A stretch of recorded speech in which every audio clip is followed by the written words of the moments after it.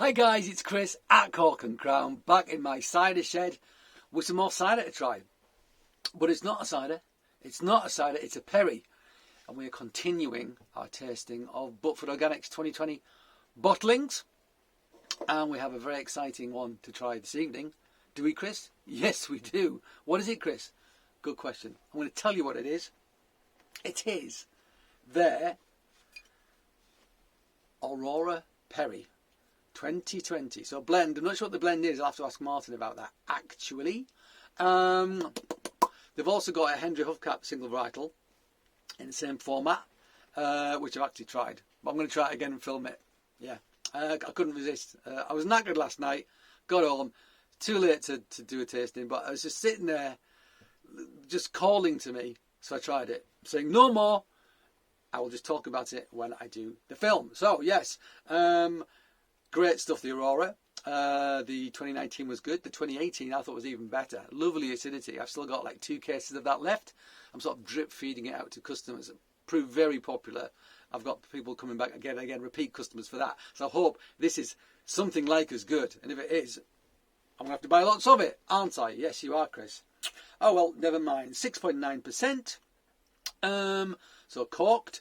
Pet Nat, although Martin doesn't call it Pet Nat. He called it Method Ancestral, which is kind of the same thing. Although I was told by another cider maker that Method Ancestral was like Pet Nat, except you disgorged. But you didn't freeze the neck, you sort of riddled it, so it was upside down, filled the neck with like the lees and so forth, and then you disgorged that without freezing, and then just topped it up quickly and put the cork in.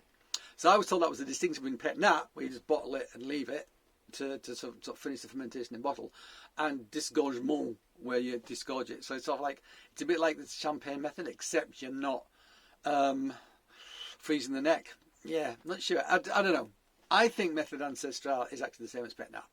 But, yeah, I don't know. Getting differing accounts. If somebody has any knowledge, any information on this, please post it and let us know. I'd be very interested to know, and I will read it out during one of my films. Right, let's crack this mother open. Right. Don't know how fizzy it is. Don't know how fizzy it is, but we're about to find out. We are about to find out.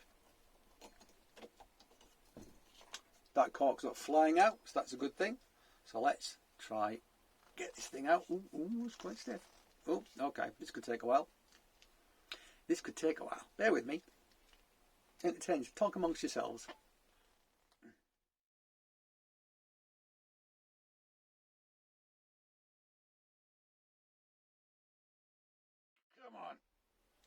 Come on. Oh, pop.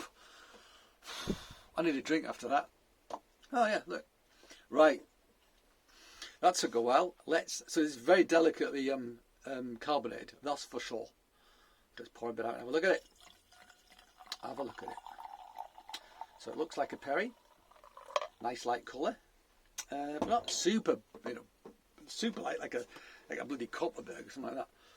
There you go. Look at that. Bit condensation. It's a bit too cold, as always. Always a bit too cold. Stuck record, Chris. So there you go. Look at that. So that is like actually that's quite a nice, that's a nice pale gold, hazy, hint of that kind of brassy colour that I sense in I sense with my eyes. It's a sense. Sight is a sense. I sense it with my eyes. The sort of hint of brassiness about it, which I do like in Perry's. Very pretty. Yeah, didn't have loads of bubbles. I mean, it may not have finished fermenting yet. Could still be fermenting in bottle. Might get fizzier. So let's see how much residual sugar's in it. But as you can see, there are some bubbles. And there they are. Right, let's smell it. Oh, creamy pear. That's what I want to say. Creamy pear. Yeah. Floral, fragrant. There's a creaminess about it. There is a lovely sort of ripe, fresh pear character to it as well. Hints of citrus as well. I want to say delicate citrus notes.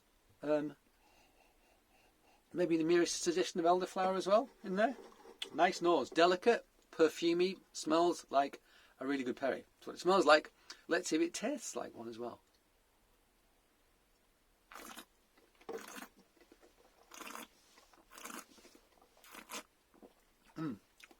Those bubbles are nice. Not loads of them. What's there is good. What I'm getting on the palate is very similar to what I got on the nose, actually. There's a slight sort of creamy element to this. There's a delicate acidity.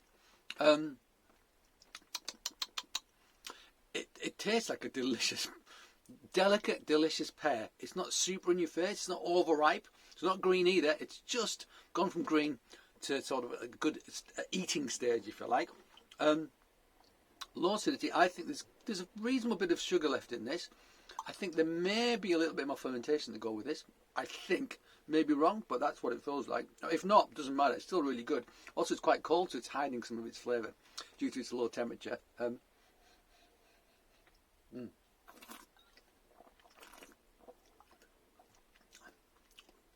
It's very nice though.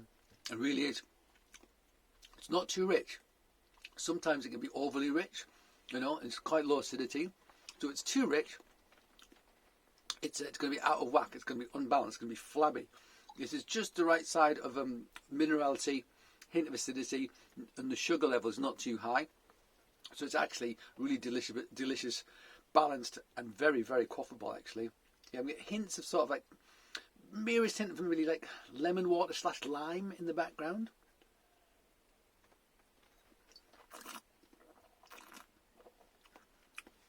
Nice texture on the palate. I would say this is kind of like pétillant rather than super sparkling. Nothing wrong with that. There's enough bubbles in there to classify it as a sparkling. You wouldn't sell it as a still cider by any stretch of imagination. They are quite delicate. So I'm wondering if that's going to regret it. Oh, I've got grapefruit. A little bit of grapefruit there as well. So you get some citrus notes to it. It's a tasty perry. It really is. And I'm glad it's got that acidity. I am. Even though it's delicate, I'm glad it's there. It gives it balance. Without that, it would have been a little bit too rich, a bit too flabby.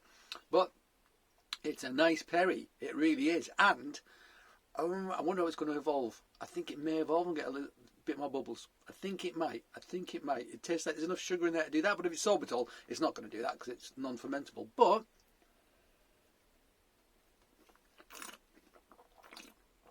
I'm going to have a very nice time finishing off this bottle. So there you go. Another new cider / perry from Butford Organic.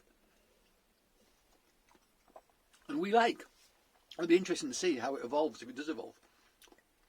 So there you go. So continues our tasting of Butford Organic's 2020 releases. And that was the Aurora Perry by Butford Organic. So that's every year he'll do a special blend and call it Aurora. And this is this offering. This reminds me of the 2019 and the 2020. Than the 2018. 2018 had quite a bit more sort of a acid hit than this. So I wonder what varietals in there to do that. Maybe Thorn, possibly, because that's a pretty sharp pear varietal. In fact, that's the driest pear varietal that I'm aware of. You know, you get like a green gauge gooseberry kind of hit from it. So I wonder if that's what he had in that. But I'll see if I can find out what the blend is for this, and I'll post it on the screen. Okay, guys, thank you for joining me in my shed on a wet and windy Saturday. I hope you join me again. But until that time, cheers.